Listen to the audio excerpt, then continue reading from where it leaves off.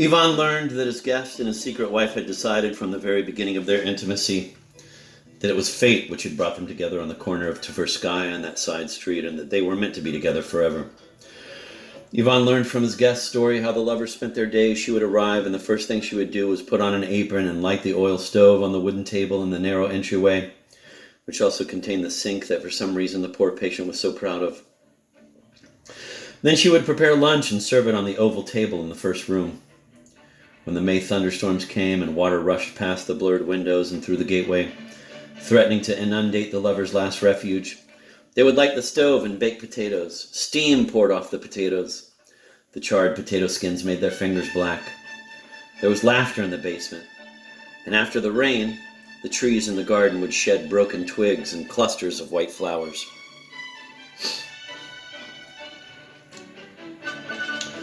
When the storms were over and steamy summer arrived, the long-awaited roses they both loved appeared in the vase. The man who called himself the master worked feverishly on his novel. And the novel also enthralled the unknown woman. Really, at times her fascination with it would make me jealous, whispered Ivan's nocturnal guest, who had come from the moonlit balcony. Running her slender fingers and pointed nails through her hair, she endlessly reread what he had written. And then she sewed the very cap he had shown Ivan. Sometimes she would squat down next to the lower shelves or stand up on a chair next to the upper ones and dust the hundreds of books. She predicted fame, urged him on, and started calling him master. She waited eagerly for the promised final words about the fifth procurator of Judea, recited the part she especially liked in a loud sing-song voice, and said that the novel was her life. It was finished in August and given to an obscure typist who typed up 5 copies, and finally, the time came when they had to leave their secret refuge and go out into the world. And I went out into the world with the novel in my hands, and then my life ended.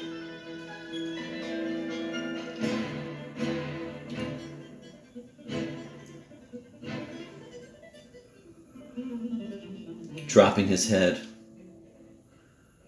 his sad black cap with the yellow M shook for a long time. He went on with his story, but it became somewhat disjointed.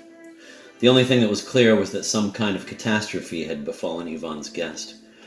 It was my first venture into the literary world, but now that it's all over and my ruin is at hand, I think back on it with horror, said the master in a solemn whisper, raising his hand. Yes, he dealt me a staggering blow. A staggering blow.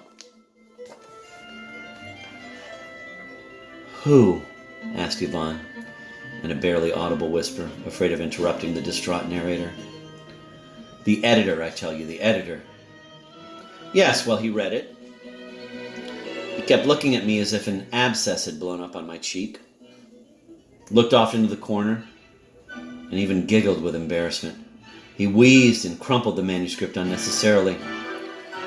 The questions he asked me seemed insane. He said nothing about the novel itself, but asked me who I was, where I came from, whether I'd been writing for a long time, and why nothing had been heard of me before.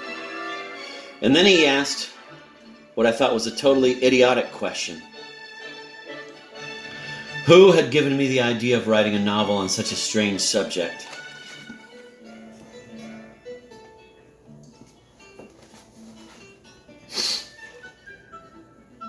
Finally, I got sick and tired of him, and I asked him straight out whether he was going to publish the novel or not.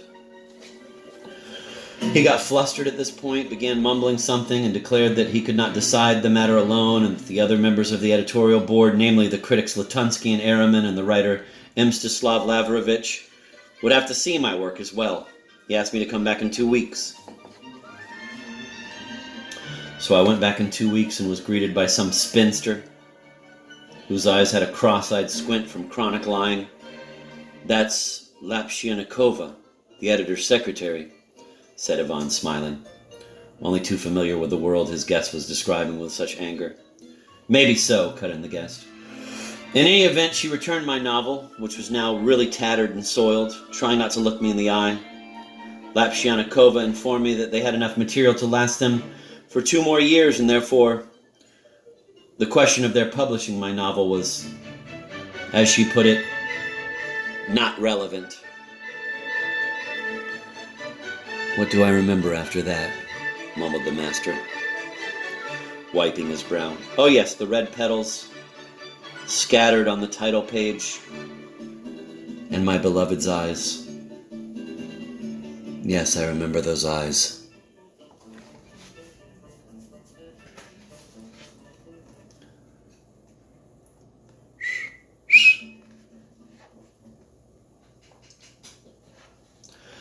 The story of Yvonne's guest was becoming more and more muddled and full of gaps. He said something about slanting rain and despair in their basement refuge and about taking the novel somewhere else. He cried out in a whisper that he didn't blame her for pushing him into the fray, not one bit. Oh no, he didn't blame her. I remember it. I remember that damned insert page in the newspaper, muttered the guest, drawing a newspaper page in the air with 2 fingers. And Yvonne guessed from further confused phrases that some other editor had published a large fragment from the novel by the man who called himself the master. In his words, not 2 days passed before an article written by the critic Ehrman, entitled "An Enemy Under the Editor's Wing," appeared in another paper, which said that Yvonne's guest, taking advantage of the editor's carelessness and ignorance, had tried to sneak into print an apologia for Jesus Christ. Ah, I remember, cried Yvonne. But I forget your name. Let's leave my name out of it, replied the guest. I repeat, it does not exist anymore. That's what's important. The next day, another article appeared in another paper signed by Mstislav Lavrovich, in which the author proposed striking a blow, and a strong one at that, against Pilatism, and against that religious freak who had tried to sneak that damn word again, it, into print. Stunned by that unheard of word, Pilatism, I opened a third newspaper. There I saw 2 articles, one by Latunsky, and the other signed with the initials MZ. Believe me, Ehrman's and Lavrovich's writing seemed like child's play compared with Latunsky's.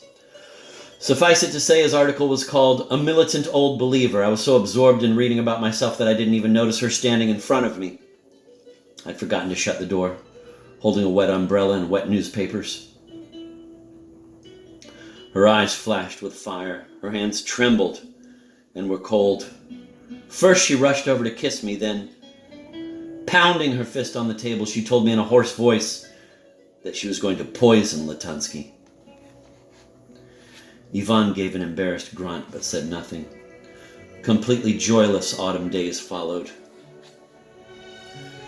The novel was written. There was nothing more to be done, and our life consisted of sitting on the rug next to the stove, staring at the fire. Besides, we started spending more time apart than we had before. She began going out for walks, and something strange happened. As had often been the case in my life, I suddenly made a friend. Yes, imagine, I don't make friends easily as a rule. Due to a devilish peculiarity of mine, it's a strain for me to be with people, and I'm distrustful and suspicious. But imagine, despite all that, some unlikely, unexpected fellow who looks like the devil knows what will unfailingly make his way into my heart. He'll be the one I like more than anyone else. So one day during that accursed time, the gate to our garden opened. It was, as I recall, a pleasant fall day. She was out, and a man came through the gate who had some sort of business to discuss with my landlord. After it was over, he came down into the garden and quickly introduced himself to me. He said he was a journalist. I took such a liking to him that, imagine, I sometimes think of him even now and miss him. So we got to be friends, and he started to visit me. I found out he was a bachelor and lived next door, in an apartment very like mine, but that he felt cramped there, and so on. He never invited me over. My wife took an extreme dislike to him, but I stood up for him. She told me, "Do as you like, but that man strikes me as repulsive."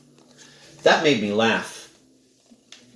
Yes, but strictly speaking, what was it about him that made him so appealing to me? The fact is that a man who has no surprises inside, up his sleeve, is uninteresting. But Aloisi, I forgot to say that my new acquaintance, his name was Aloisi Margarita. did have a surprise up his sleeve, namely, that up until then I had never met, nor did I think I ever would meet someone with a mind like his. If I didn't understand the meaning of some remark in the paper, Aloysia explained it to me in literally a minute.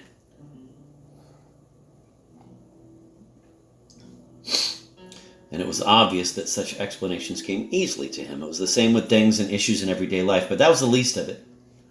Aloysia won my heart because of his passion for literature. He didn't rest until he had persuaded me to let him read my novel from cover to cover. Moreover, his response was very flattering, but he said everything the editor had said to me about the novel with striking precision, just as if he'd been there himself. He hit the mark 10 times out of 10. He even explained to me, and I suspect faultlessly, why my novel couldn't be published. He didn't mince words either. Such and such a chapter will not do. The articles, take note, did not cease. The first ones made me laugh, but the more of them there were, the more my attitude to them changed. The next stage was amazement. There was something uncommonly fake and uncertain in every line of these articles, despite their threatening and self-assured tone. I kept thinking, and I couldn't rid myself of the thought, that the authors of these articles weren't saying what they wanted to say, and that was why they were so furious. And then imagine a third stage set in, fear. No, not fear of the articles, mind you, but fear of things totally unrelatable to either the articles or the novel. For example, I started being afraid of the dark. In short, the stage of mental illness had set in. It seemed to me, especially when I was going to sleep, that some octopus with supple and cold tentacles was stealing up to me, coming straight from my heart, so I had to sleep with the light on. My beloved had changed greatly. Naturally, I didn't say a word to her about the octopus, but she could see that something was wrong with me. She had been...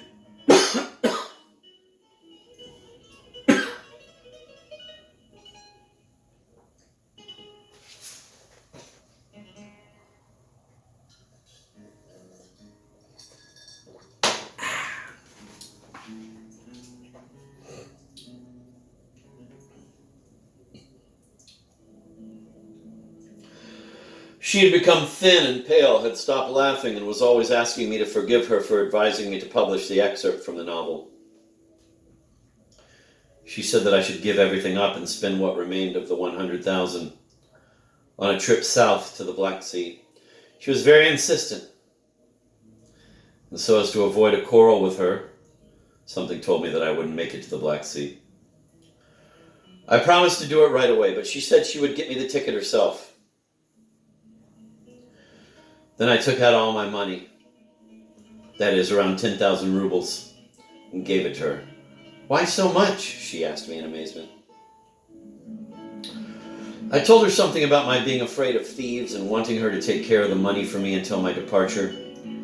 She took it, put it in her bag, and began kissing me, saying that she would rather die than leave me alone in the condition I was in, but that she was expected at home, was bowing to necessity, and would be back the next day. She begged me not to be afraid of anything. That was at dusk, in mid-October, and she left. I lay down on the couch and fell asleep without turning on the light. I woke up with the feeling that the octopus was nearby, fumbling around in the dark. I barely managed to put on the light. My pocket watch said it was 2 a.m. when I went to bed. I felt as if I was getting sick, and when I woke up, I was sick. It suddenly seemed to me as if the autumn darkness would break through the window panes and pour into the room, and that I would drown in it as in ink. When I got out of bed, I was no longer in control of myself. I let out a scream and thought of running to someone for help, if only to my landlord upstairs. I struggled with myself the way a madman does. I had just enough strength to crawl over to the stove and light the wood. When the logs began to crackle and the stove began to knock, I seemed to feel a little better. I ran out into the hallway and turned on the light. Then I found a bottle of white wine. uncorked it, and started drinking it straight out of the bottle. That helped my fear abate somewhat, enough at least to stop me from running off to my landlord, and to return to the stove instead. I opened the stove door so that the heat began to warm my face and hands, and I whispered, "Guess that something awful has happened to me. Come to me. Come, come."